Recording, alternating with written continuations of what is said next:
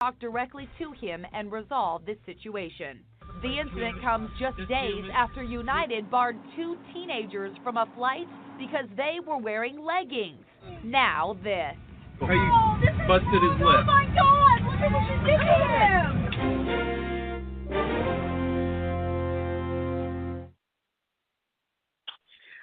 An unbelievable set of circumstances with regards to the United Airlines situation. So we do have a New York Times bestseller who wrote Boys Don't Cry, the Michael Jackson conspiracy, where she proves Michael Jackson was innocent in '05. Please welcome world-renowned crime expert Aphrodite Jones joins us here on the King Jordan Radio Show. Good evening, Aphrodite. Welcome back to the King Jordan Radio Show. Good evening, Jordan. Thanks for having me.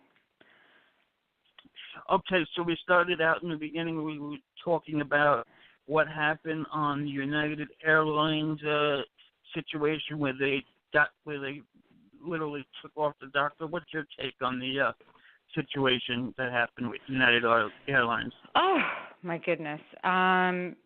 Well, clearly the anger over the passenger being dragged has everybody just their mouths dropped. I mean, I can't even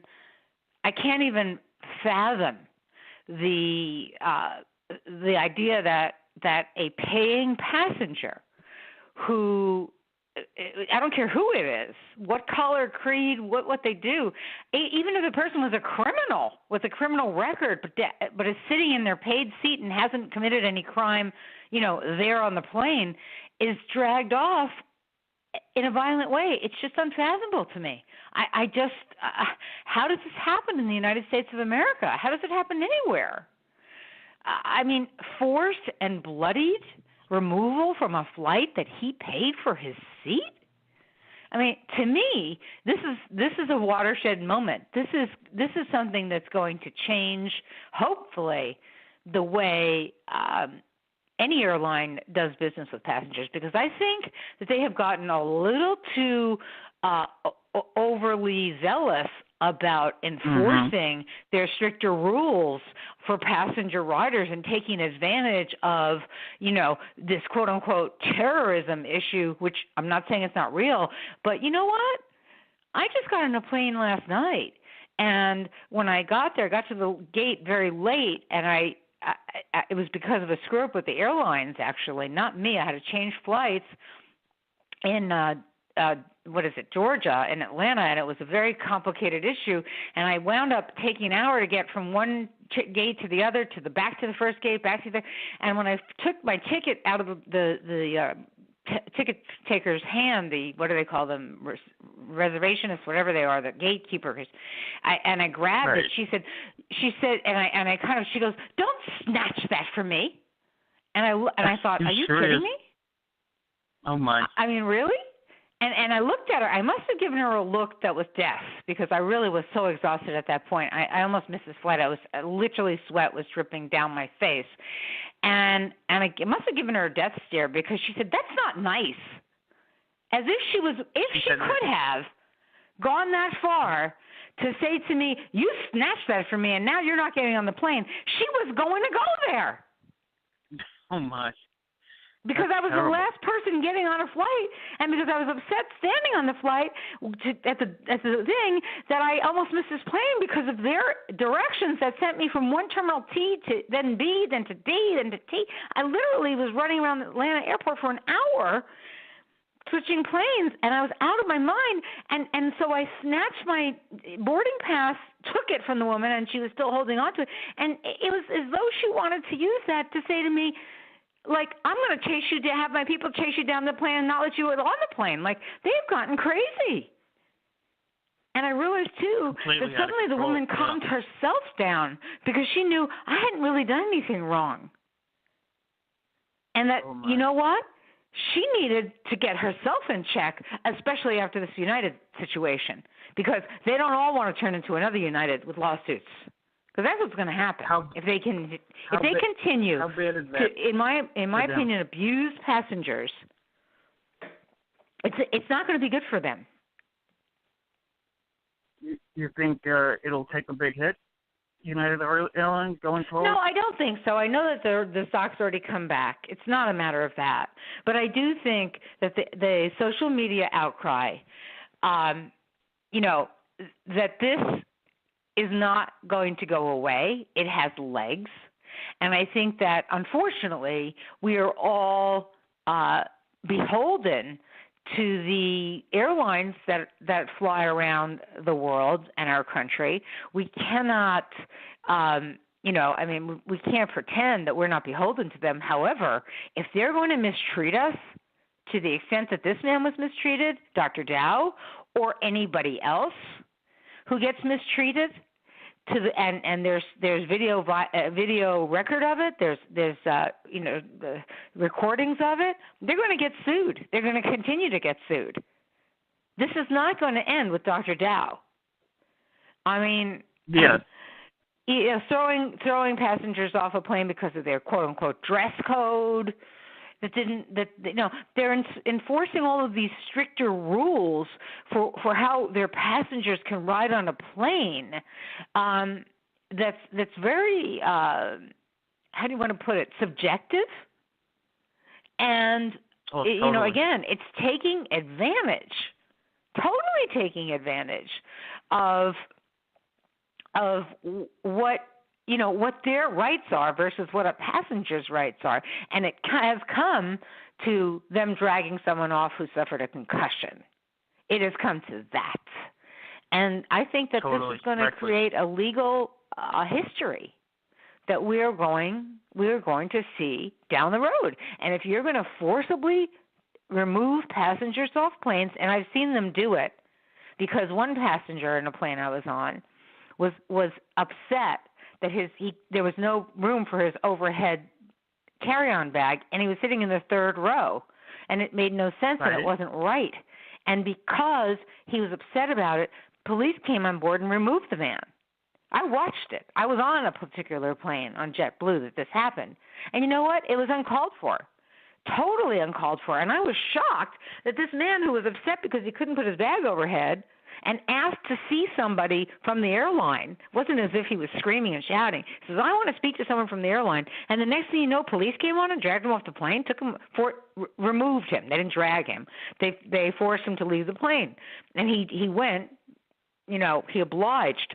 But why, if you have a legitimate complaint, which is that you've bought an extra room legroom seat and they have overcrowded the upper luggage bins because the stewardesses take the first bin, and therefore the second bin goes to the first seat, and the third bin goes to the second seat, et cetera, et cetera.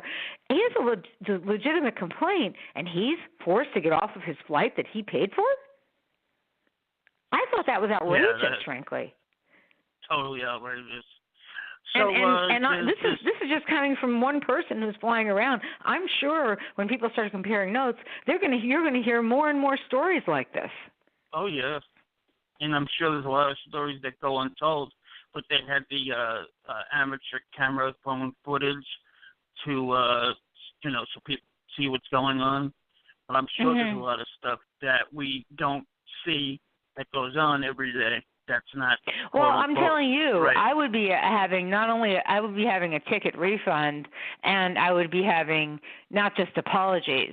I mean, the fact of the matter is that man who's forcibly removed from the plane by police, and I'm not talking about the doctor. I'm talking about the gentleman I saw, who was forcibly. When I say forcibly, 3 men surrounded him and said, "You must disembark." That to me is force. You have men with guns telling you have to get off a plane.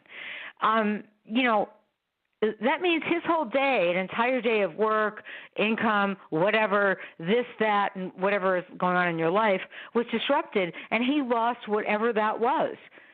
That needs to be compensated. There was no reason to take that man off that plane because he was upset and made a few remarks about his luggage not being able to fit.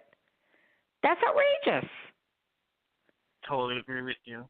Okay, I wanted to talk to you about the Aaron Hernandez story. Here's some sound. We do move on tonight into new reporting here this evening after a former Patriot star was discovered dead in his cell.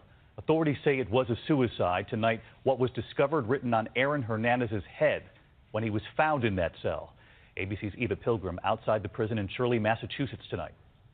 Tonight, questions surrounding the death of former NFL star Aaron Hernandez, his body now with the state medical examiner. ABC News learning he was found in his cell with John 3:16 across his forehead, a Bible verse referencing death and eternal life. Prison officials have called his death a suicide, saying he hanged himself with a bedsheet tied to his prison cell window. Miami Dolphins' Mike Pouncey posting, "Today, my heart hurts as I got the worst news I could have imagined. It was just a day ago we shared our last convo. But tonight, some of those close to him suspect foul play." Something's not right. Something doesn't add up. Not guilty. Pointing out 27-year-old Hernandez was just acquitted 5 days ago in a 2012 double murder, emotional in court, blowing kisses to his daughter. Guilty of murder in the first degree. And appealing that life sentence for another murder, a stunning fall from grace for the former tight end for the Patriots, once with a $40 million contract, cut by the team after being led from his house in handcuffs, arrested for the 2013 murder of his friend, Odin Lloyd. His lawyer saying there were no conversations or correspondence from Aaron that would have indicated anything like this was possible. Aaron was looking forward to an opportunity for a second chance to prove his innocence. Many Patriots who played alongside Hernandez visited the White House to celebrate their Super Bowl victory, his cousin remembering those better days.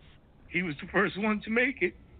And from our side of the family, he was the first one.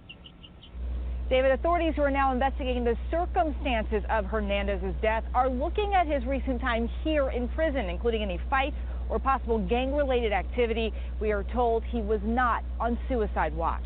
David? Eva Pilgrim in Massachusetts. Thank you, Eva. Aphrodite Jones, what do you make of this story with this rising star all the way to death in a prison cell? Well, let's remember that Aaron Hernandez, when I covered his murder trial, which I did on Fox News, when he was convicted in June of 2013 for the murder of Odin Lloyd, that was an absolute conviction, and he was sentenced to serve life in prison without parole. Now, that having said that, because he was appealing it, has no bearing on the fact that a jury found him guilty of murder in the first degree. And I studied that case. He was behind that murder. He deserved that conviction, okay? The first one. So, absolutely. So then to then look and say his Jose Baez, his attorney now, wants to say that because more recently, just 5 days after he was acquitted of the murders of two men in 2012 outside a Boston nightclub, which is a separate case, but hence everything was good for Aaron Hernandez. Well, maybe not so much, Jordan, because Aaron Hernandez is a murderer, a convicted murderer. And people who are convicted murderers who also, there's enough evidence to bring a trial against them for two more murders, by the way, means that person, whether he was convicted or not in the other murders, which, by the way, I've looked into, and there was a lot of circumstantial evidence to point in his direction, has a lot of problems. Yes. This is a man who his mind is not right. And I don't mean that to sound coy. I mean, anyone who kills people, who murders someone, is got something psychologically wrong with them to be able to commit an act of murder. But when you have somebody who is a star, who has a $40 million contract under his belt, who's won a Super Bowl, and that person turns to murder, think about that for a minute and try to reconcile those two things and realize how crazy this man was. I mean, this isn't somebody who snapped. He couldn't leave the so-called gangster lifestyle. Even though he had all that money, he didn't want to be without that part of that gangster style of life. What do you think? He was about that? definitely in the gangster lifestyle, and he had cousins and other people who were covering for him, who were shut up, who were this, who were that. I mean, this guy was a thug in the worst sense of the word thug. And I'm sorry for his teammates who cry and his family who cry and feel badly that, this man committed suicide. And I'm sorry even more so that he is an attorney who has the audacity to say that this was a murder inside the court, inside the prison, or to insinuate this. How would he know? And, look, this guy is one of the most mental cases that you could think of. This takes O.J. Simpson to a whole other level because there's no reason that he was that he killed the first man, Odin Lloyd, and there's no reason for him to have been a suspect in the slayings of two men outside of a Boston nightclub, to the point that it was brought to trial. And by the way, when you bring something to trial, there's got to be a lot of evidence because they don't waste taxpayers' dollars unless they think they're going to get a conviction. So, and I looked into that case. There was a lot of evidence against him. They may not have been able to have enough to convict him beyond a reasonable doubt, but believe me, this man was involved. Okay, he was there behind the scenes, and for anyone to look at this person and say how sad it is that he killed himself. No, not so sad. Because what did he write on his forehead? The Bible, John 3:16. What he wrote was that verse, "For God so loved the world that he gave his one and only Son, that whoever believes in him shall not perish but have eternal life." In other words, for all my sins, I am going to be absolved. This is what he wants to tell the world. Yeah, I mean, that's some crazy stuff. To think, like you said, when he had the $40 million contract, he had so much to live for, his children, his wife, to be. Well, he didn't have so much to live for, though, because he wasn't going to ever see the children of the wife. He knew that.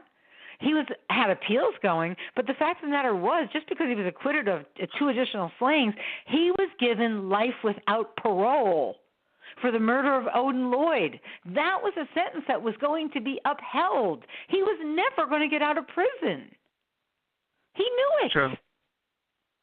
So for him to kill himself and the whole idea that, this could have been a murder or this is something fishy and that he didn't do that. Oh, really? Well, not only did he have that written on his forehead, okay, but also investigators found 3 handwritten notes next to a Bible in his prison cell. Okay, so when they say there's no notes, no this, no that, no. Recently released 3 handwritten notes, and that the morning he hanged himself by that bed sheet in his prison cell, the Massachusetts Department of Correction said that they found not only, again, the Bible verse John 3:16 written on Hernandez's forehead, but also they found cardboard had been jammed into the door tracks of this cell, which was for a single inmate, to impede entry. So not from the outside, from the inside. And there were no signs of a struggle, and he was alone at the time. So you're going to try to tell me that someone somehow magically got inside the cell, killed Aaron Hernandez, who's capable of killing anyone the size he is and the age he is, 27 years old himself, okay, with no struggle, right? And then wrote the Bible verse on his forehead, opened up Bibles and wrote notes, and then somehow was able to shove cardboard in from the inside, impeding entry, and escape from the cell. This would have been a really great Houdini. I mean, it's just unbelievable to me that the people on Hernandez's side, the Jose Baez, is trying to make this into a murder inquiry. Are you kidding me? Yeah, it's Jose Baez all over again, a la Casey Anthony, some of the things that come out of his mouth. Absolutely. I mean, it's ruled a suicide, and it's official. And, that's according to the district attorney in that county, Worcester County. So, all this nonsense about whether or not because he'd been cleared of a double murder and hence he had so much to look forward to. No, he didn't. He had nothing to look forward to. His life was over as he knew it. Maybe because he got himself out on the outside and saw the world again in his next trial, he realized just how much he really had lost, that there was no more seeing anybody wearing a suit, wearing regular clothing. There's nothing. And I've been in a lot of prisons. It's bleak, and more bleak, especially when you're alone in a cell. There's nothing to look forward to. And you've heard of people killing themselves in jail just to get away from it, right? I'm sure you've heard plenty of stories. Well, of course. Many of John Doe's. Man, are you kidding me? There are people who kill themselves on the way to the prison. I did a conference for police in North Carolina, and two tell me stories of when they had finally nabbed the murderer and were taking them to jail, to first start the process of arraignment and then ultimately bringing them to trial. But that two separate people had this experience where the person hung themselves with the seatbelt in the back seat of the cruiser car. Wow. Okay, so you want to talk about people who can be tough on the outside when they're the bully and when they've got all the power, when they've got the guns and all the money and all the drugs and everything else.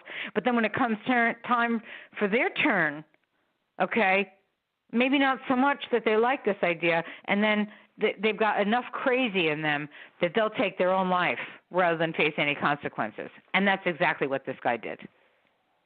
Exactly what he did. Okay, let's talk about the Cleveland Facebook murderer. Here's some sound, and I'll get you. Good evening, and we begin here tonight with a bloody ending to a mystifying and horrifying story involving a murder that played out on a video posted on Facebook. The suspect recording on his phone as he shot and killed an elderly man right on the street. The case is raising all sorts of questions about crime in the era of social media. Looks like there's one guy down in the white car. The two-day nationwide manhunt for 37-year-old murder suspect Steve Stevens is finally over after he took his own life late this morning. This started with one tragedy and ended, with another person taking their own life. And loss of life is a loss of life. We would like to have brought Steve in peacefully and really talk to him to find out exactly why this happened. I'm at the point where I snapped. Stevens was on the run after posting this chilling video to his Facebook page on Easter Sunday. Somebody I'm about to kill this guy right here. The old dude. He recorded himself randomly killing 74-year-old Robert Godwin Sr. in cold blood on a sidewalk in Cleveland. How old are you? Oh, man, look. 911 calls from a neighbor who witnessed the scene describe the chaotic aftermath. Where was he shot at? He's been shot in the head. Is he awake at all? No, I know he's on cop. He's dead. Cleveland police did make phone contact with Stevens on Sunday, but weren't able to convince him to turn himself in. Stevens' trail went cold shortly thereafter, leaving much of the country on edge. This individual is armed and dangerous, and quite frankly, at this point, he could be a lot of places. Cases like this, where there's a national search and the leads have dried up, the public is part of solving the crime. The key to finding Stevens today, a call to 911 from drive-through employees at a McDonald's in Erie, Pennsylvania, where Stevens' cell phone had pinged a tower on Sunday. I came through drive-through, placed an order, got to the first window where he pay, and the drive-through employee that was working at the time recognized him or noticed that the car was Ohio tags on it and it was a white Fusion, and took his money, and he pulled to the next window. Meanwhile, she stepped out of there and called the state police right away. Employees then asked Stevens to wait for his fries, which they deliberately held back in order to give law enforcement time to arrive. He didn't want to wait for the fries, which was fine. He took his 6-piece and didn't want any money back and headed out onto Buffalo Road, and about the minute he turned right on Buffalo Road, the state police was right behind him at that point. Losing him wasn't an option at this point. There was too much at stake. A short pursuit followed, with Pennsylvania state troopers bringing Stevens' car to a stop. At that time, Stevens used a handgun to take his own life. For the family of the victim, a grandfather of 14, Stevens' death offers little comfort. That still ain't making me feel no better because he took himself out like a coward. That still ain't getting no closure for me and my baby. This senseless killing raises real questions about the role and responsibility of social media in potentially glorifying acts of violence. This is something that should not have been shared around the world, period. Stevens' graphic video remained on his Facebook page for more than 2 hours, viewed by more than 1,000 people before his account was disabled. Today, the CEO of Facebook, Mark Zuckerberg, acknowledged his company needs to do better. Our hearts go out to the family and friends of Robert Godwin Sr., and we will keep doing all we can to prevent tragedies like this from happening. Stevens' murder video was part of a series of rants he posted on his Facebook page on Sunday morning. I would deal with people's problems every day, but when it comes to my shit, nobody gives a He even claimed in one video that he was on a killing spree. Like I said, I killed 13, so I'm working on 14 as we speak. I'm just running around hating man. I just snapped, man.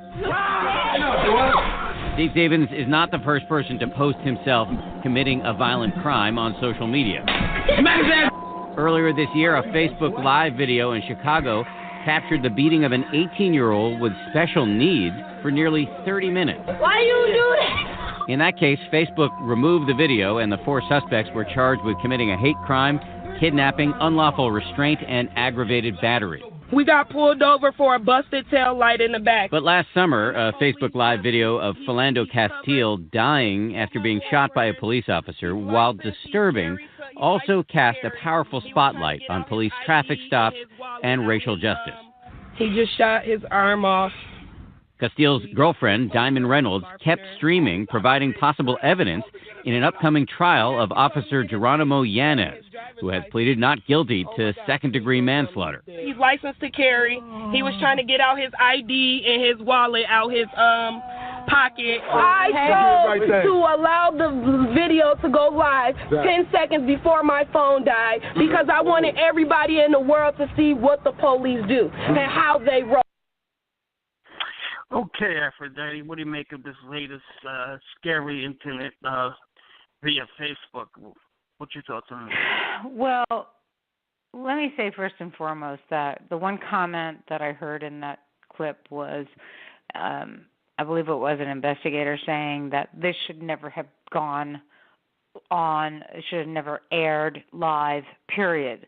Right. And I believe that, Zuckerberg finally made a comment about this, saying he's going to try to do better, whatever that means. I know that it's impossible to, I presume it's impossible to what are you going to do? Screen every single video that every human being puts up on the internet? I don't think it's impossible to do that. I don't. We've created a monster here that I don't know how you tame. But I will say that.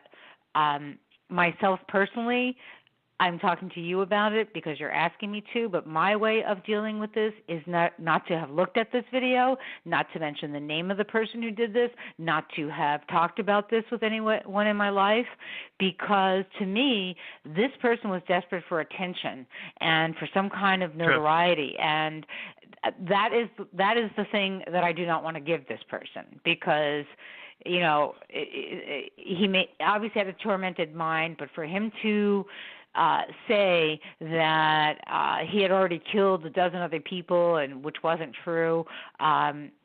He was somebody who felt he was being ignored. He wanted to be recognized, and so what does he do? He goes out and kills a 74-year-old grandfather who's picking up cans, not because he needed the money, but because it's just something he did. In other words, is a kind citizen trying to keep the world a cleaner, better place.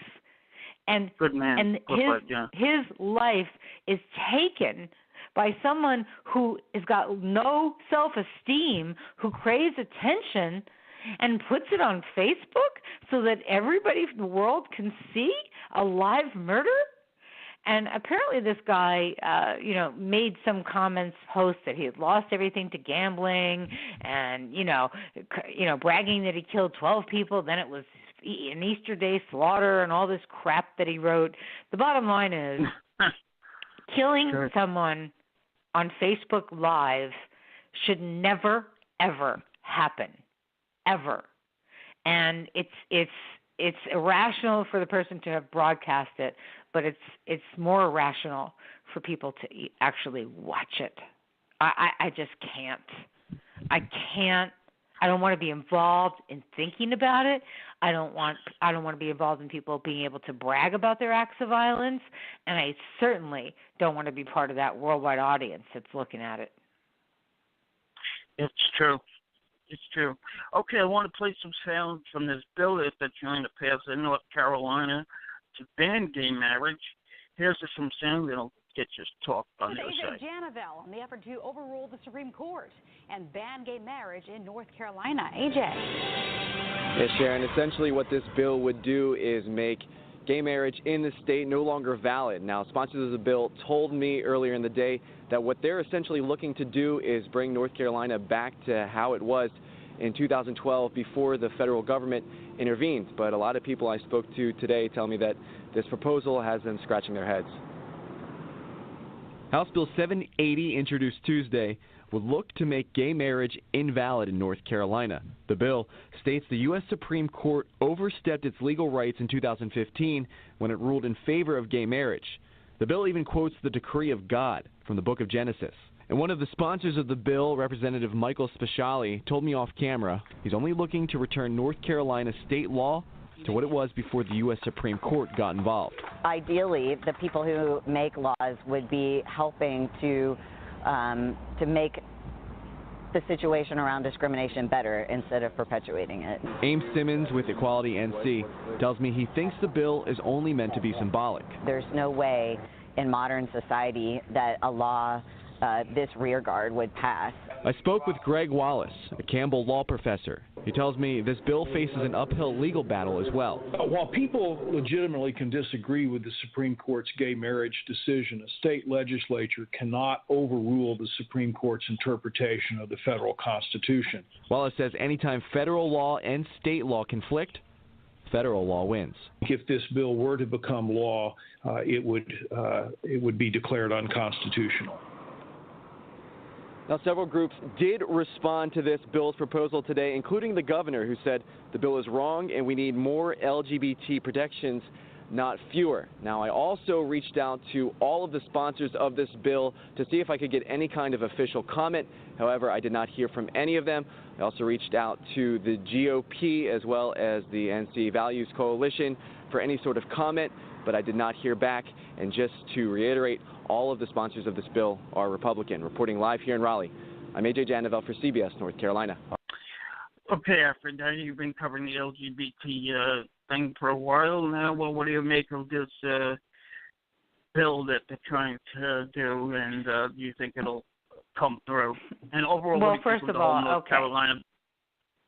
Let me chime in to say, first of all, same-sex marriage has been ruled constitutional by the federal government. It is signed, sealed, and delivered. It is no longer an issue. This is not up to a state to decide anymore. And for this bill, which is known as the Uphold Historical Marriage Act bill, to say that the United States Supreme Court has overstepped its constitutional bounds is crazy, okay? It did not overstep its constitutional bounds. It is the United States Supreme Court, okay? And so you can't, a state can't supersede what the federal law of the land has determined. And it cannot invalidate same-sex marriages. And not only that, they want to reportedly include marriages that have already been officiated, both in and out of the state, despite the Supreme Court's ruling. So they want to go back in time and invalidate marriages that have already been officiated. I mean, this is ridiculous. And the sponsors of this bill, who say that the state's constitution voided same-sex marriage in 2012, well, guess what? The United States Supreme Court validated same-sex marriage, and now that cannot be changed in 2017. It will not be changed. And these people are grasping at straws, and frankly, I don't know why. I don't know why. I mean, look, their bathroom bill that was repealed, where LGBTQ people had to revert to going back to using the bathroom, not to which they identified with, but to which they, physically, their body physically belonged, however you want to call it, that, this is half-baked now, and a half-baked attempt at somehow making more out of the bathroom bill. I mean, look, the governor said it. Governor Roy Cooper said it. This bill is wrong, that we need more LGBT protections, not fewer. And I'm quoting him. So, they were able to limit the LGBTQ protections that required transgender people to use the bathrooms corresponding to the sex on their birth certificate.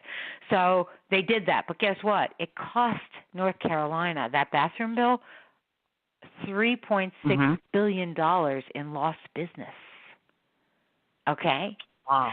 So, and there's already been a compromise law that's being considered. So to replace this bathroom so-called bathroom bill. So,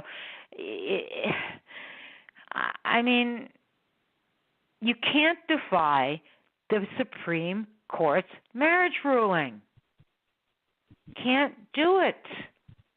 And that maybe it's a big question to these particular politicians and representatives in North Carolina, all Republicans, by the way, that are sponsoring this bill. But I find it very, very unlikely that they will have any leg to stand on to go up against the Supreme Court ruling that has laid down the law of the land.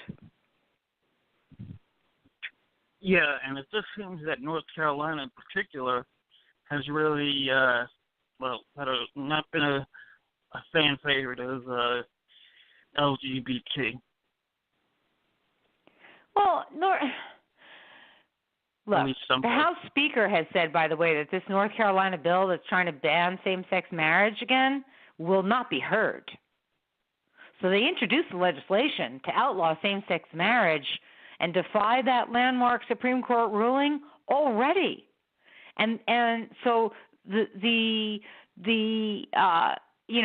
Speaker, Paul Ryan, is saying it's dead on arrival, this bill.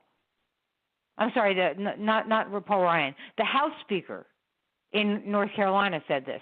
So, I mean, even the House Speaker in North Carolina is saying this bill is going to be dead on arrival. I mean, it's drawing more negative attention to North Carolina for its transgender bathroom law that's already happened, for its being discriminatory towards same-sex marriage, for its calling on legislation that will never be valid or recognized. Why are they doing this? Because they're quoting the Bible, and whether or not because only a marriage between a man and a woman shall be valid or recognized according to the Bible. Well, you know what? You can twist and turn in the wind with regards to quoting the Bible when you're standing up against the Supreme Court of the United States. That is what we have in America, separation of church and state. Not everyone in America is a follower of the Bible, okay? Right. In the United States of America, we have laws, and those laws are dictated by our governmental agencies, the highest court being the Supreme Court. Remember, in Kentucky, a county clerk was jailed. Remember that, Jordan? She refused to comply with the court orders, and she refused to issue same-sex marriage license. She was jailed for right? that. Yeah. Mm-hmm.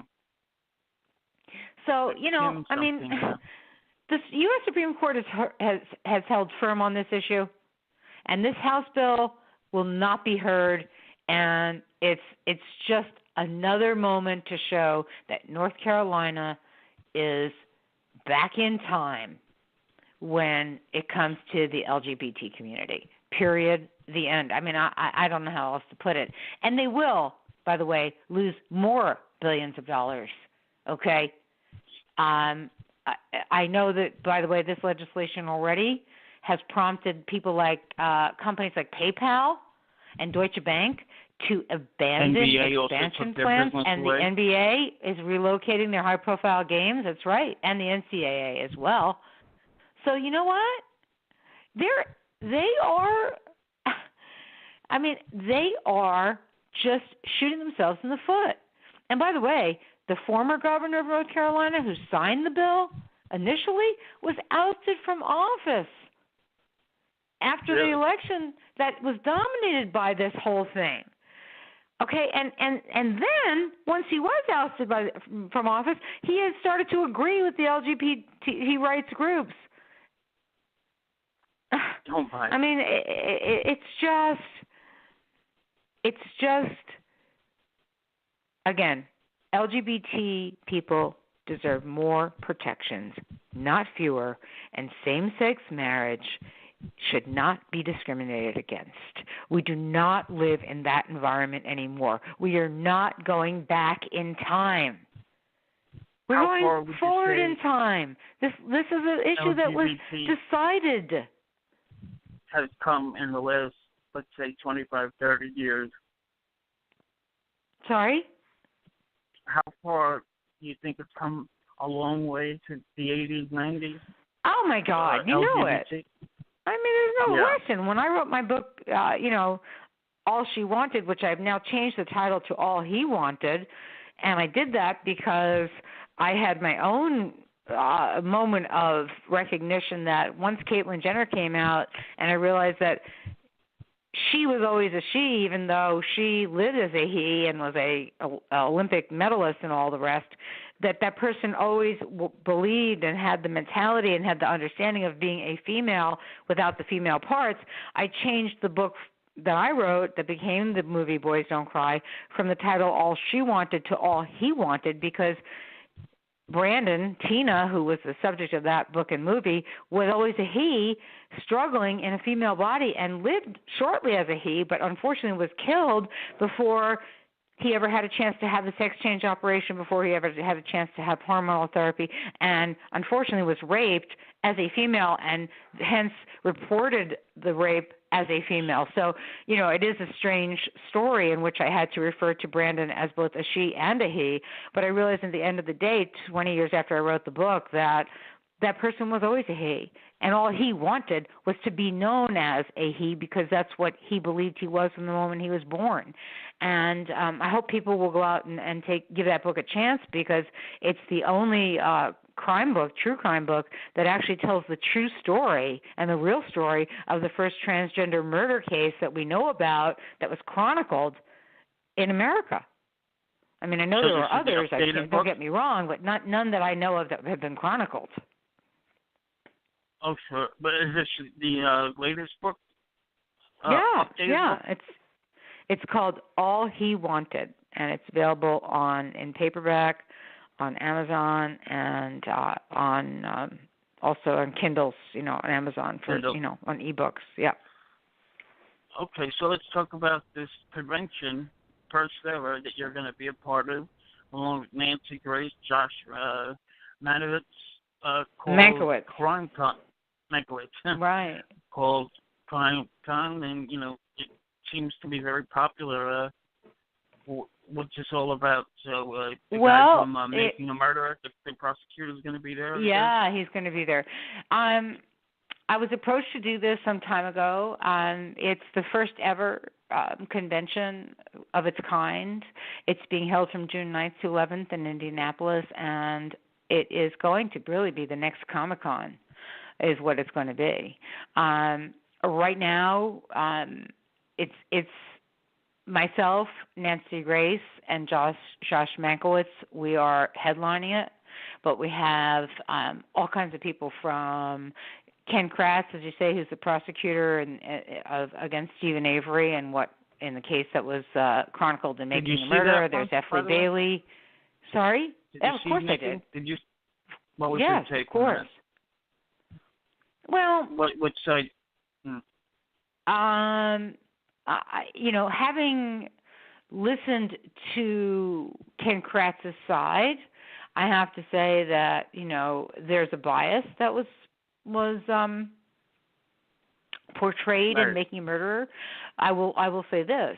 I think the nephew was completely bamboozled and re-alerted, and I think it was appropriate that the court determined that he should be released. However, Stephen Avery is another story, and I am not so sure, based on the inside information that I've seen and heard, that he didn't do this and that he wasn't driven to murder out of his own insanity and out of his sense of injustice of the system. So, it'll be interesting to hear what this prosecutor has to say, because I know he's really up in arms about it. I thought they did a fantastic job. I loved the documentary, as many millions of people did, but I don't know that I believe that Stephen Avery is innocent. Let me put it that way. I have to think about it. It gave me something to think about. Sorry. In Indianapolis from June 9th, June 11th, will you be there both days or one day? I will be there June 9th and 10th. I'm doing a presentation on the inside, never before seen side of Scott Peterson. I'm doing a book signing of All He Wanted and a reading from that. And there are going to be web sleuths there. There are going to be podcasters from all over the country there, the top crime podcasters. I think 20 of them from across the country will be there. There's going to be practicing lawyers for, human rights, for wrongful convictions and defrosting cold cases. And this is going to be a huge crime convention, and you're going to hear real people giving you profiles, first ever. You're going to have, stories from true crime historians. You're going to have people that are presenting actual innocence, people that are presenting what kind of unresolved crimes there are from the past. There will be sleuthing events as well. It's not just about guests and listening, but it's also about, actually getting involved in having an experience where you are, the escape room experience that you're familiar with those, I'm sure. Yeah. There are going to be things like that. There are going to be VIP, dinners and lunches and profiles, and obviously they'll also have murder mystery dinners. But there's going to be also self-defense basics, and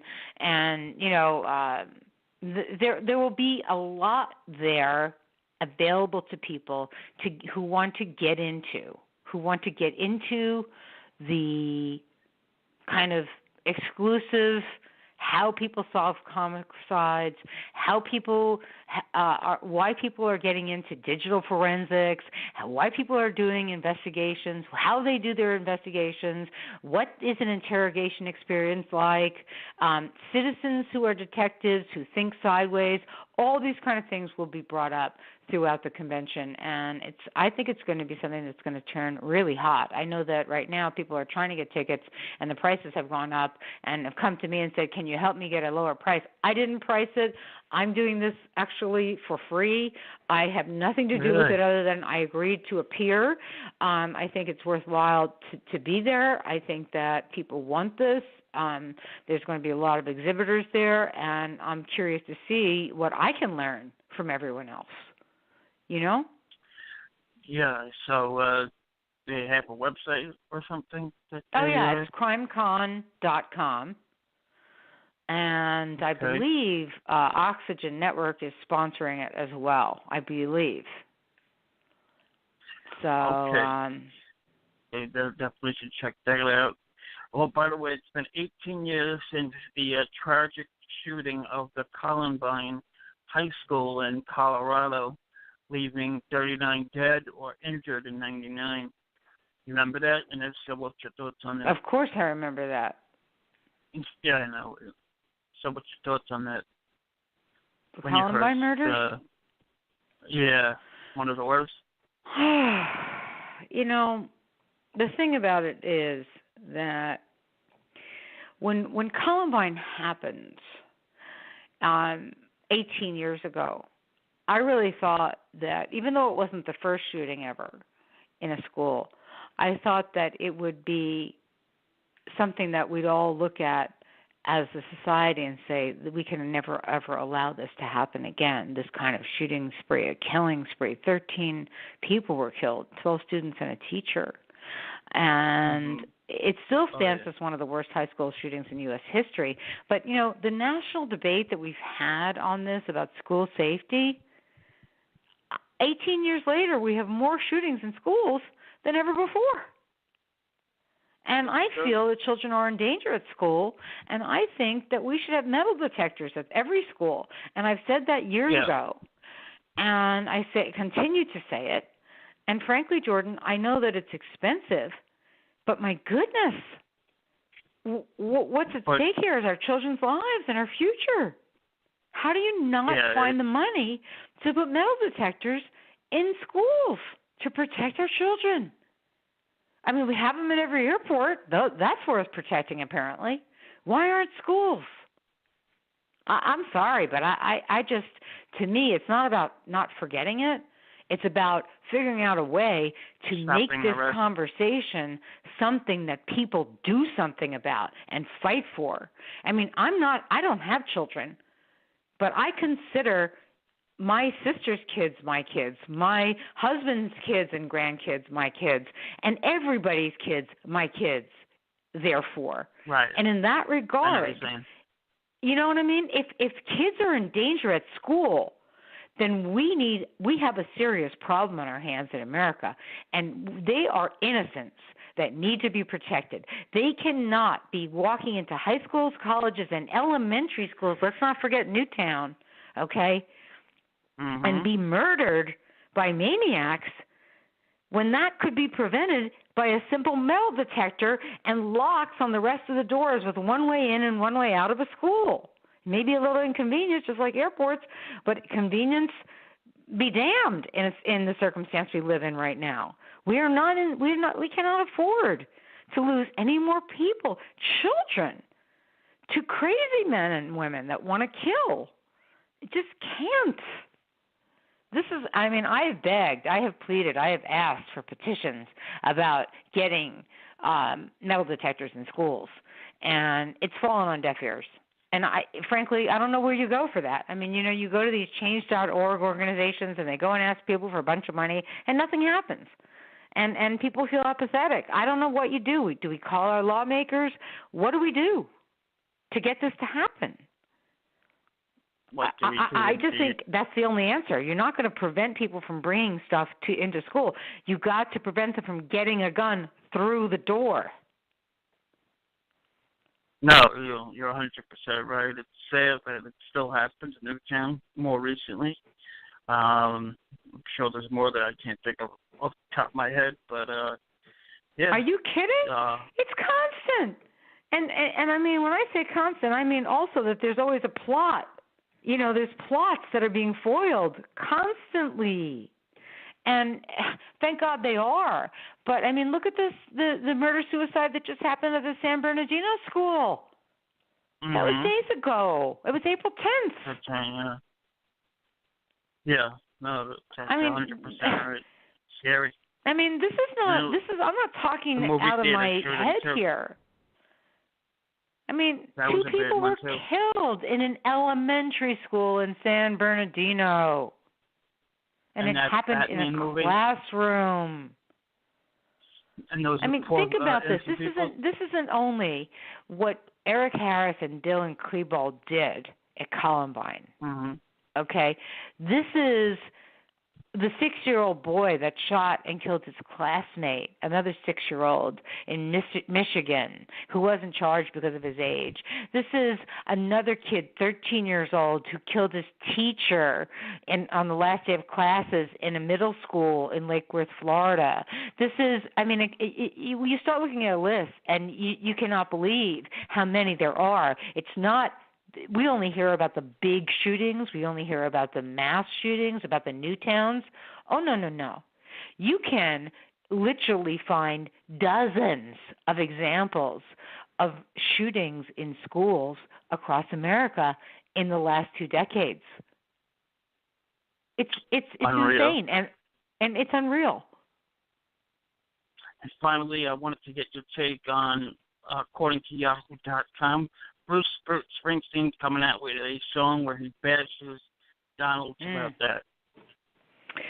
There's a lot of people bashing President Trump, and there's a lot of people that are protesting that are icons and legends and favorites of mine, including Bruce Springsteen and Robert De Niro, and the list can go on. And I think I said this to you in my last conversation with you, talking about the president. I believe I did. Maybe it was a different radio show, but my stance on this is we need to stop bashing the president of the United States, and we need to start respecting the office. Period.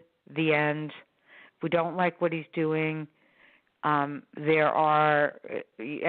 has their right to protest, so go right ahead. But so far, all that I see and all that you hear is every celebrity in the world jumping on the bandwagon to rile up the public against the leader of the country. And I personally don't think that's healthy for America. I really don't, especially when we're in such dangerous times. We have terrorists who are out to get us. We have homegrown terrorists who are out to get us. We have children who are killing each other. We have drugs that are rampant. I don't need to go on and on. That's why Trump was elected, because a number of people in this country see those problems as serious. And they elected this man in the hopes that perhaps something could change, and before he has an opportunity to even get started, he's already being bashed by everyone and their brother and sister that has any voice and the public's ear and can bend it. And I think personally it's an undermining of the U.S. government, it's an undermining of the president, and I don't approve of it one iota, not a bit. My dad was a military career man. He's buried in Arlington, in a national cemetery in Washington, D.C. Arlington, Virginia, but I do not want to see my president, the president, trounced on by every celebrity who has their own biased views about whatever it is they want to gripe about. Write your songs, do your music, and do what you're good at. And stop polluting the air with your philosophies, especially when we have so much at stake here.